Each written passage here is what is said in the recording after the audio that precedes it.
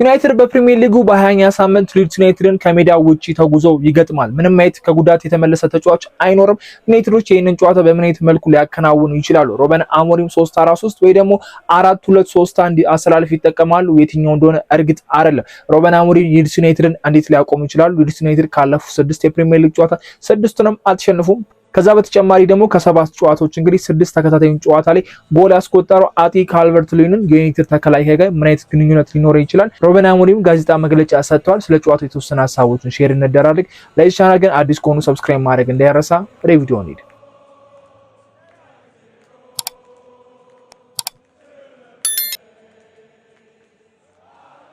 ደጋፊዎች ጨዋታቸውን ካሰሙበት የወልቭሱ ጨዋታ መልስ እንግዲህ ዩናይትድ ከሊድስ ጋር ከሜዳው ውጪ ተጉዘው ይጫወታል። በወልቭሱ ጨዋታ ላይ እንግዲህ ደጋፊዎቹ ተጫዋች ተቀይሮም ሲገባ ተጫዋቾቹም ከሜዳ ለቀው ሲወጡ ጨዋታ እንዳሰሙም እንግዲህ የሚታወቅ ነገር ነው። ከኩኛ ጋር የገቡበት ሰጣ ገባ ደግሞ ሌላኛው ጉዳይ ነው። ማቲያስ ኩኛ በወልቭሱ ጨዋታ ላይ ደካማ የሚባል እንቅስቃሴ ማድረጓል። ሲወጣም እንግዲህ ደጋፊዎች ሲጮውበት ምላሽ የሚመስል ነገርም ሲሰጣቸው በቪዲዮ ታይቶ ነበርና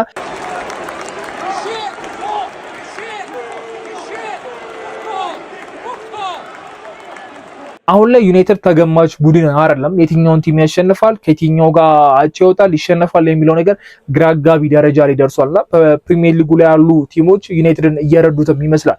ቼልሲ ከበርነማውዝ ጋር አቻ መውጣት ይችላል። በድጋሚ ሊቨርፑልም ከሊድስ ጋር አቻ ወጥቷል። ሰንደርላንድም በድጋሚ ከሲቲ ጋር አቻ መውጣት ይችላል። ዩናይትድ አሁንም ቢሆን 6ኛ ደረጃ ላይ ተቀምጧልና አሁንም የቶፕ ፎሩ እንግዲህ እድል አለው። 3 ነጥብ ብቻ ነው ከሊቨርፑል የሚርቀው። ከቼልሲ ጋር በጎል ብቻ ነው የሚለያዩትና ዩናይትድ አሁንም ቢሆን የደረጃውን እና የሻምፒየንስ ሊግ ቦታው አስጠብቆ መጓዝ የሚችልበት አጋጣሚ አለ።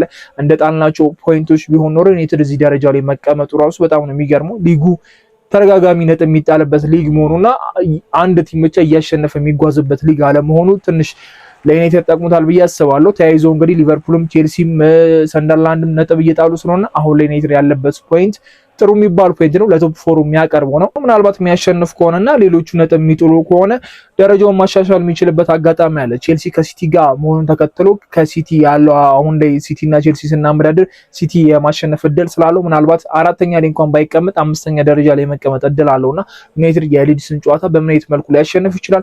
ሩበን አሞሪም ምን አይነት አጫወት ይዘው ሊመጡ ይችላሉ?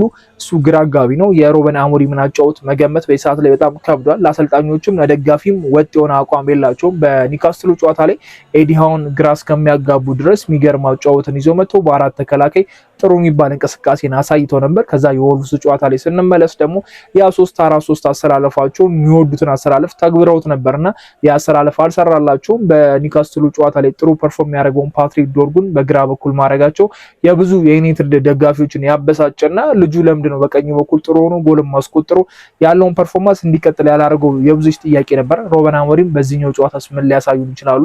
አሁንም ቢሆን በጉዳት ምንም አይነት ተጫዋች አልተመለሰም። ናቲያስ ዴሊትና ሃሪ ማጉዌር 7 እና 9 ጨዋታዎችን አልፏቸዋል። በዩናይትድ ማሊያ ከተጫወቱ ዩናይትድ አሁንም ቢሆን በታዳጊው ሄቨን ነው የተገለገለ የሚገኘው። ሄቨን ያለው ፐርፎርማንስ የሚገርም ነው። እንደ ታዳጊ አይደለም፣ ብዙ የዩናይትድ ደጋፊዎችን እያስደሰተ የሚገኝ ተጫዋች ነውና ከሌኒሮ በላይ እንግዲህ እየተሞገሰ ነው የሚገኘው። ሌኒሮ ዩናይትድ በዚህ ሰዓት በደከመበት ተከላካዮችን ባጣበት አቋም ላይ እንግዲህ መጥፎ የሚባል ፐርፎርማንሶችን እያሳየ እንደሆነ እናውቃለን። ሄቨን ደግሞ በዛ በተቃራኒ ጥሩ የሚባል እንቅስቃሴዎችን እያሳየ ነው። ሊሳንድሮ ማርቲኔዝ ከጉዳት ከተመለሰ በኋላ 2 ተከታታይ ጨዋታዎችን እንግዲህ በስታርቲንግ ሌቨል ላይ ጀምሯል። አምበሉም አሁን ላይ እንግዲህ እሱ ነው። ብሩኖ የሉም በዚህ ጨዋታ ላይ፣ ማውንት የማይገኙ ኮቢ ሜኑ ሌሎቹም እንግዲህ የማይገኙ ናቸውና ዩናይትድ ይህንን ጨዋታ በምን አይነት መልኩ ሊያሸንፍ ይችላል? ካስሜሮና ኡጋርቴ አሁንም ጥምረታቸው የሚጠበቅ ነው። የኒካስትሉና የወልቭስን ጨዋታ ለተመለከተ የማኑኤል ኡጋርቴ እንቅስቃሴዎች ጥሩ ነበር፣ መጥፎ የሚባል አይደለም። ከዛ በፊት የምናውቀው ማኑኤል ኡጋርቴ አይደለም። ምናልባት የካስሜሮ ትክክለኛ ዲፌንሲቭ ሚድፊልደር መሆን ለኡጋርቴ ኮንፊደንስ የሰጠው ይመስለኛልና በምንቾት እየተንቀሳቀሰ ነው። ጥሩ የሚባል እንቅስቃሴ እያደረገ ነውና በሰዓት ተጫዋች ባጠረን ሰዓት እንደዚህ መጥፎ የምንላቸው ተጫዋቾች ራሳቸውን ማሳየታቸው በጣም አሪፍ ነው ብዬ አስባለሁ። ፓትሪክ ዶርጉ ማንም አልጠበቀውም። በሱ ጎል ዩናይትድ 3 ነጥብ ያገኛል ተብሎ የሚገመት አልነበረምና የኒውካስትሉ ጨዋታ አሪፍ ነበር። ወደ ወልቭሱም ስንመጣ ዝርክዚ ጎል ማስቆጠር ችሎ ነበረ። ምንም እንኳን ያ ጎል ከሄቨን የመጣ የሄቨንን ማድነቅ ይበልጣል ከዝርክዚ ጎል ይልቅ። ያ ዲፍሌክሽንም ስላለው የሄቨን አመጣጥ ከተከላካይ ማንጠብቀውን ነገር ነበር ያደረገውና የሄቨን እንቅስቃሴ በጣም አሪፍ ነበር። ዝርክዚ ጎልም ማስቆጠር ይችላል። የሴስኮ እንቅስቃሴም በወልቭስ ጨዋታ ላይ ጥሩ ነበር፣ ግን ደግሞ እድል የሚባልም ነገር ሊያስፈልገው ይችላል ብዬ አስባለሁ። ጎል መቆጠር የሚችላቸውን የተወሰኑ ኳሶች ያባከናቸዋል። በተለይ ካስሜሮ ክሮስ ያደረገለትን የቲስታ ኳስ ያችን ኳስ ጥሩ እንኳን ሙከራ አላረጋትም እና እድልም የሚያስፈልገው ተጫዋች ይመስለኛል ሴስኮ እና ጥሩ የሚባል እንቅስቃሴ እያደረገ ነው። የማቲያስ ኩኛ እንቅስቃሴ ግን ብዙ ደጋፊዎች ላይ ቅሬታ እያደረሰ ይመስለኛል። ከኳሱ ጋር ያለው ፍላጎት ለተጫዋቾቹ ምቹ የሆነም አይመስለኝም። ለደጋፊም ጥሩ እይታን እየፈጠረ አይደለም እና ኳሱን ለቆ መጫወት ለተጫዋቾቹ ቦታ ስፔስ ሲይዙ ለነሱ ማቀበል፣ ለራሱ ስፔስ መያዝ፣ የሆነ ስፔሶችን መፍጠር ግዴታው ነው ብዬ አስባለሁና ግን ኩኛ ጋር ስንመለከት ከተጫዋቾች ጋር ለፊያ ነው፣ ኳሱን ይዞ መጋፋት ነው። ኦር ድሪብል አድርጓቸው እንኳን አልፎ የሆነ ነገር የሚፈጥረው ነገር የለምና የሹቶቹ መሮን ነበረ። አሁን ደግሞ ወደ ኳስ አለመልቀቅ መጥቷልና የማቲያስ ኩኛ ይሄኛው ባህሪዎች ልክ ናቸው ብዬ አላስብም። ከሃላንድ ጋር ያለው ንጽጻሪ ባለፈውም ስናወራ ነበር። ያላቸው የሹቲንግ ሬት በጣም የሚገርም ነው። ከሃላንድ ቀጥሎ ሹት ያደረገው ተጫዋች ኩኛ ነው፣ ግን ደግሞ ያሏቸውን የጎል ልዩነት ስንመለከተው በጣም ትልቅ ነው። ሃላንድ የፕሪሚየር ሊጉ ከፍተኛ ጎል አስቆጣሪ ነው፣ ኩኛ ደግሞ 3 ጎል ነው ያለውና ይህንን ስንመለከት በጣም ከባድ ነው የሚሆነውና ኳሶችን ዝም ብሎ እየመታ ነው የሚገኘው። በኤክስጂ ራሱ ብዙ ነን፣ ኦን ታርጌት ሹት በመምታት ብዙ ነን፣ ግን እነዛ ኳሶች ወደ ጎል የሚቀየሩ አይደለም። አሁንም ኩኛ በዚህኛው ጨዋታ ምን ሊያሳየን ይችላል? የኒውካስትሉ ጨዋታ ላይ በጣም አሪፍ ነበር፣ ግን ስቲል ቅሬታ ነበረብኝ። ኳሶችን ለምንድን ነው የማይለቀው የሚለው ነገር ነበር። ግን በወልቭሱ ጨዋታ ላይ ዩናይትድ ነጥብ ስለጣለ የማይገባውን ነጥብ ስለጣለ ደጋፊዎችም እስከሚጮሁበት እሱም እንግዲህ ስቴዲየም ላይ ከደጋፊዎች ጋር የሆነ ምልልስ በሚመስል መልኩ እንግዲህ ሲበሳጭ ታይቶ ነበርና ያ ነገር ከደጋፊ ጋር እንደዛ መሆኑ ልክ እንዳልሆነ በጣም ግልጽ ነው። ደጋፊዎችን ሪስፔክት መስጠት ግዴታ ነው። ሌሎቹ ምንም እንኳን እንትን ቢበሳጩም በውጤቱ ቢያዝኑም ደጋፊ ሪያክት ሲያደርግባችሁ መቀበል አለባችሁ ብዬ አስባለሁ። ደጋፊ 20ኛ ላይ የተቀመጠ ባለ ቲም በሜዳ ነጥብ መጣል ማለት በጣም ከባድ ነው። በዛ ላይ ደግሞ 2 ቲሞች ላይ ብቻ ነው አቻ መውጣት የቻለው። 11 ተከታታይ ጨዋታዎችን የተሸነፈ ቲም አለማሸነፍ በጣም ከባድ ነው። በዛ ላይ ደግሞ ከሚገርም ጨዋታ መልስ ከኒውካስትል ድል መልስ ይህንን ውጤት ማስመዝገብ በጣም ከባድም ስለሚሆን ደጋፊዎቹ ሪያክት ቢያደርጉ ምንም የሚገርም ነገር አይደለም። ከቴናግ በኋላ እንግዲህ ሮበን አሞሪም ምንም አይነት ባክ ቱ ባክ ክሊንሺት ያልጠበቀው አሰልጣኝ ነው። ቴናግ ለመጨረሻ ጊዜ በዩናይትድ ቤት አሰልጣኝ ሆኖ እንግዲህ ተከታታይ 2 ጨዋታዎችን ዩናይትድ ጎል ሲያስቆጠረበት የሄደውና ጎል አሁንም የተቆጠረብን ነው። እስካሁን ድረስ ከ19 የፕሪሚየር ሊግ ጨዋታ 2 ጨዋታዎች ላይ ብቻ ነው ጎል ያልተቆጠረብን፣ የሰንደርላንዱ ጨዋታና የኒውካስትሉ ጨዋታ ላይ። ምናልባት ሁለቱም ከባድ የሚባሉ ተጋጣሚዎች፣ ግን ደግሞ ዩናይትድ ባልተጠበቀ ሁኔታ በሁለቱም ላይ የተሻለ ቲም ነበር። ሰንደርላንድ ላይ 90 ደቂቃ አሪፍ ነበር።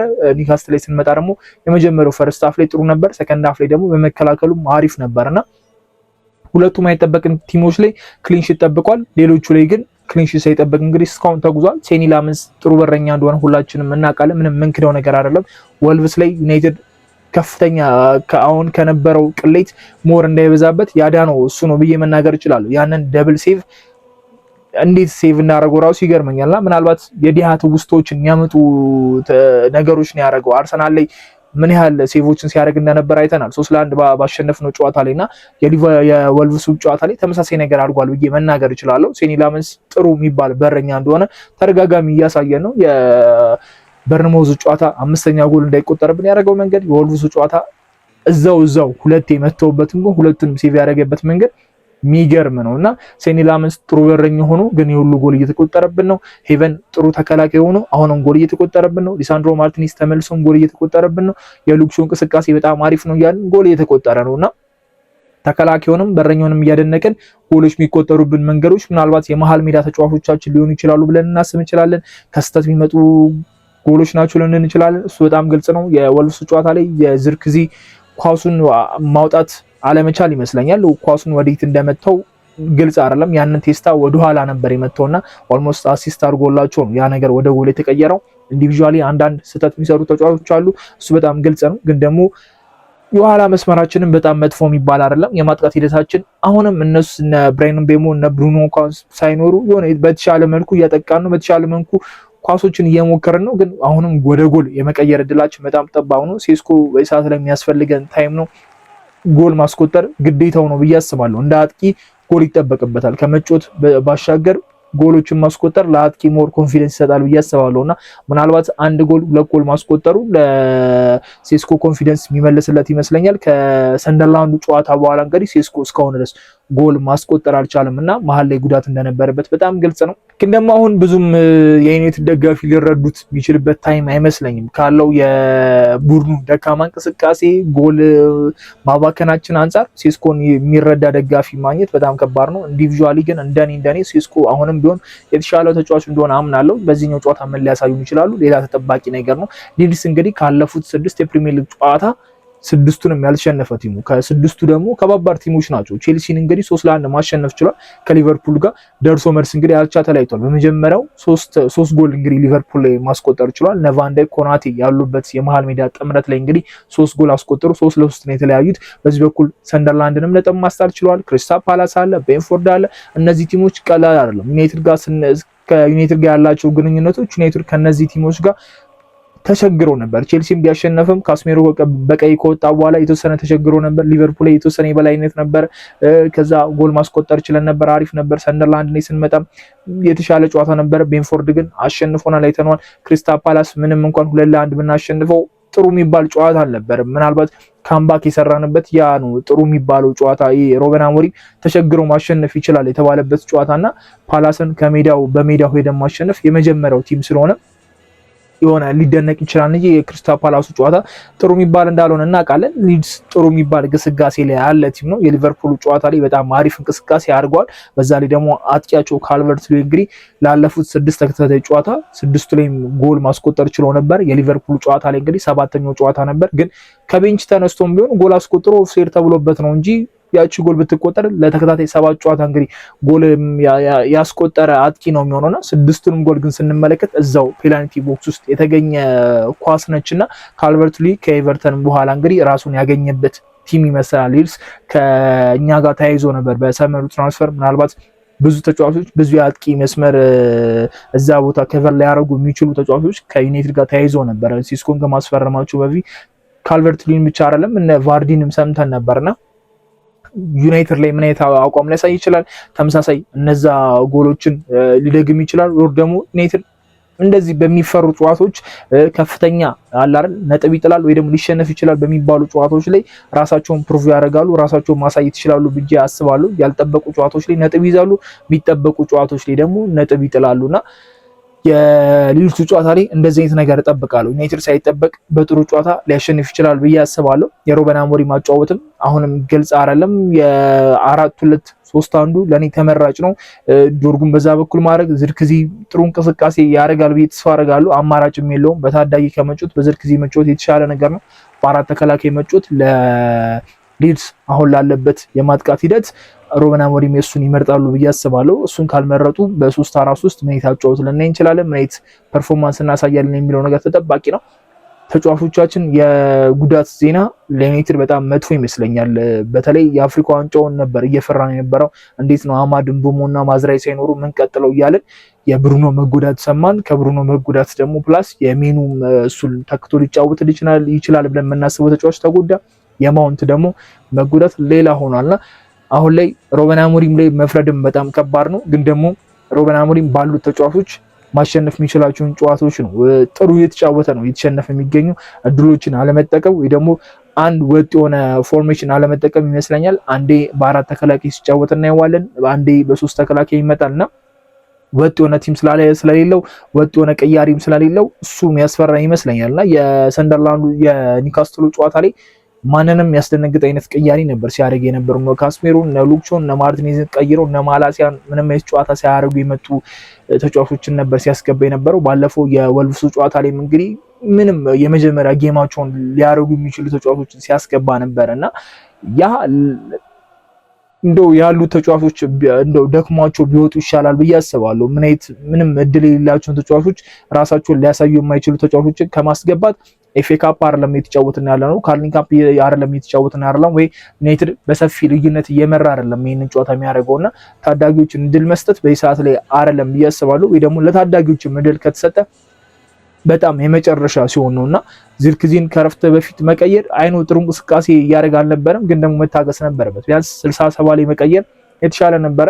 ጃክ ፍሌቸር ገብቶ ምንም የሚያደርገው ነገር ምንም ለውጡ አልታየኝም እና ዝርክዚ የተሻለ እንቅስቃሴ ማድረግ ይችል ነበር። ግን የአሞሪም ፈጣን ውሳኔዎች በጣም አስከፊ ናቸው ብዬ አስባለሁ። ሌኒሮም ሲገባ እንኳን ደጋፊ ጮህ ነበርና ሩበን አሞሪም አቻ ሆኖ እንኳን ተከላካይ የሚያስገባው ነገር ምንም ነው የማይገባኝ። እየተመራ ከሆነ 3 ነጥብ ማሳካት ካለብህ በዛ ላይ ቲሙ ወልቭስ ነው። ስለዚህ መውጣትና ማጥቃት የተሻለ ነገር ነው ብዬ አስባለሁ። ግን ደግሞ ሩበን አሞሪም እዛው ቦታ ላይ ነው መቀየር የሚወዱትና ያነ ነገር ያስተካክላል። በዚህኛው ጨዋታ ቅያሪ ምን ልንመለከት እንችላለን? የትኛው ፎርሜሽን ያሳዩናል? ማን በዚህኛው ጨዋታ ደምቆ ሊወጣ ይችላል የሚለው ነገር ተጠባቂ ነው። ሄቨን አሁንም ጥሩ እንቅስቃሴ እንደሚያደርግ ተስፋ አድርጋለሁ። ከካልቨርት-ሊዩዊን ጋር ማርቲኔዝ እና ሄቨን ጥምረት ምን ነገር ሊያሳይ ይችላል? ፓትሪክ ዶርጉ በየትኛው ሳይድ ይጫወታል? እንደተለመደው በግራ በኩል ይቀጥላል ወይስ ደግሞ በኒውካስትል ጨዋታ በነበረው ላይ ወደ ቀኝ መጡ ወደ ማጥቃቱ ሂደት ላይ ይገፋል? ዳሉ ነው በየትኛው ቦታ ላይ ቢጫወት ራሱን እያሳየና ጥሩ እንቅስቃሴ እያደረገ የሚታይ ተጫዋች ነውና የካስሜሮና የኡጋርቴ ጥምረት አሁንም ይጠበቃል። ዩናይትድ በእነዚህ ተጫዋቾች እስካሁን ድረስ ሽንፈት ያልገጠመው ጥምረት ነውና አሁንም ዩናይትድ በዚህኛው ጨዋታ አይሸንፍም። ለቶፕ ፎር የሚቀርበውን ፖይንት ያገኛል ብዬ አስባለሁ። ወይ 5ኛ ላይ ወይ 4ኛ ላይ በ20ኛ ሳምንት መጨረሻ እንግዲህ እንቀመጣለን ብዬ ተስፋ አደርጋለሁና ይሄንን ጨዋታ እንግዲህ ዩናይትድ ቢያሸንፍ ደስ ይለኛል። ላይኖ የሚያስፈራ ጨዋታ ነው፣ ግን ደግሞ ዩናይትድ እንደዚህ የማይገመቱ ጨዋታዎችን በማሸነፍ እናውቃለንና ፕሪሚየር ሊጉ ላይ ቀላል የሚባል ጨዋታ እንደሌለ እናውቃለን። በዛ ላይ ለዩናይትድ ደግሞ ምንም አይነት ቀላል የሚባል ጨዋታ የለም። እንትናን ያሸንፋል ማለት የምንችለው ጌምም የለምና ሌሎችም ቡድኖች ተያይዞ ከዩናይትድ ጋር ነጥብ እየጣሉ ነው። አሁንም እድል የሚያገኝበትን ብዙ ድሎች እያበከነ ይገኛል። የሚገጥማቸው ቲሞች ቀላል ናቸው። ከ1 ከ2 ከ3 ጌም በኋላ የሚያገኛቸው ለዋንጫ የሚፎካከሩት እና አርሰናል እና እነ ሲቲ ነው። እነዛ ላይ አንዳንድ ነጥብ ራሱ ለማግኘት ዩናይትድ የሚቸገር ይመስለኛልና በዛ ላይ ደግሞ አርሰናልን ከሜዳው ውጪ ነው የሚያገኘው። ምናልባት ሲቲን ኦልድ ትራፎርድ ላይ ሲያገኝ ትንሽ ነጥብ ለማስጣል ይሞክራል። ግን ደግሞ ሙሉ ለሙሉ ሲቲም አርሰናልም ዩናይትድን ያሸንፋሉ የሚል ግምት ሊኖረን ይችላል። ስለዚህ በዚህኛው ሰዓት እነ ሊድስ ላይ ነጥብ መሰብሰብ እነ በርንሌ ላይ ነጥብ መሰብሰብ የተሻለ ነው ብዬ አስባለሁና ቀጣዮቹ 2 ጌሞች ማሸነፍ ግዴታው ነው ብዬ አስባለሁ። ሩበን አሞሪም በዚህኛው ጨዋታ ምን ሊያሳዩን ይችላሉ? ፉል ስኳዳችን እስከሚመለስ ድረስ የተሻለ ነገር ለማሳየት ወር ደግሞ የተሻለ ፖይንቶችን ለመሰብሰብ ቢያንስ በእነዚህ ትናንሽ ጨዋታዎች ላይ ይሞክራል ብዬ አስባለሁ። የሊድሱ ጨዋታ እስኪ እሁድ የሚደረገውን አብረን የምንመለከተው ነው የሚሆነው። ከጨዋታው በኋላ እንግዲህ በደንብ እናወራለን ስለ ጨዋታው። የዝውውር ዜናዎች ከተሰሙ ደግሞ ሼር ማድረጋችሁ ነው የሚሆነው። ለዚህ ቻናል አዲስ ሆናችሁ ሰብስክራይብ ካላረጋችሁ ሰብስክራይብ ማድረግ እንዳይረሳ። በሚቀጥለው ቪዲዮ እንገናኛለን። እስከዛው ግን ይመቻችሁ። ቻው